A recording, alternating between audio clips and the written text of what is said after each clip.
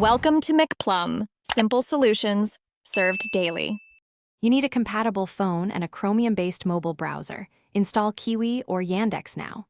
Once installed, open the browser and go to its extensions page to enable extension support. This is essential because mobile Chrome does not allow desktop extensions. Next, enable developer mode or experimental flags if the browser asks, so you can sideload. Make sure to grant storage and permissions prompts. Without them, extensions may fail. First actions complete. You're ready to find the extension you want and prepare the CRX or store link. Now install the extension. If the browser lets you visit the Chrome Web Store, locate the extension and choose Add to Browser. Otherwise, download the CRX file from a trusted source. Once downloaded, open the browser's extensions page and drag the CRX into the window or use the install prompt.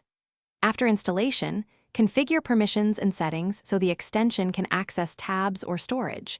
This prevents silent failures. Test the extension on a simple site to confirm behavior and adjust options. Some mobile quirks need toggle. Finish by pinning the extension and verifying it runs on real pages. Use it for a few tasks to be sure.